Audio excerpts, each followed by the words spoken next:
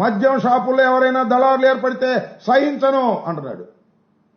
Belt షాపులు ఎక్కడ పెడితే బెల్ట్ తీస్తానంటున్నాడు. ఎందుకే ఈ సొల్లు కబుర్లు నాకు అర్థం కాదు. మైక్ ముందేమో అద్భుతమైనటువంటి సొల్లు కబుర్లు చెప్పేటటువంటి కార్యక్రమం. అసలు బెల్ట్ షాపు లేనిది ఎక్కడ చెప్పండి. ప్రతి గ్రామంలోనూ ప్రతి పట్టణంలోనూ బెల్ట్ షాపుల కోసం పాటలు పెట్టారు. బెల్ట్ షాపులు అద్భుతంగా అఫీషియల్గా జరుగుతున్నాయి. ఎక్సైజ్ వాళ్ళు ప్రోత్సహిస్తున్నారు. ఎవరైతే డబ్బులు కట్టలేదో బ్రాందీ షాపుల వాళ్ళు ఎమ్మెల్యేలకి వాటి మీదకి వెళ్ళి రైడ్లు చేస్తున్నారు, పట్టుకుంటున్నారు, వాళ్ళు ఇబ్బంది పెడుతున్నారు. తెల్లారిపాటికి వచ్చి ఎమ్మెల్యేలకు డబ్బులు కడుతున్నారు. ఇది జరుగుతున్నటువంటి విషయం. చంద్రబాబు నాయుడు గారు మైక్ ముందు మాత్రం అద్భుతమైనటువంటి ఉపన్యాసాలు చెప్పేటటువంటి కార్యక్రమం చేస్తున్నారు. మద్యం చౌకగా జరుగుతున్నాయి. ఇక్కడ చెప్పండి, నాకు అర్థం కాదు.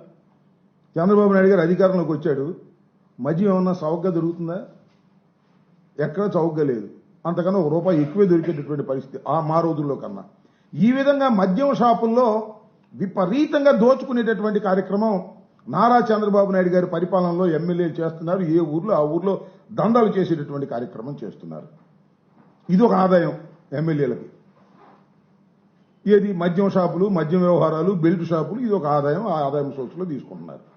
ఇంక రెండోది ఇసుక, ఉచిత ఇసుక తవ్వుకోవటమే. మా ప్రభుత్వం అధికారంలోకి వచ్చిందనుకోండి, వెళ్తాం ఇసుక తవ్వుకోవడం వచ్చేయటం అని చెప్పారు. ఎక్కడైనా ఎలా చేస్తున్నారా? ఇసుక రీచ్లు ఎక్కడైతే ఉన్నాయో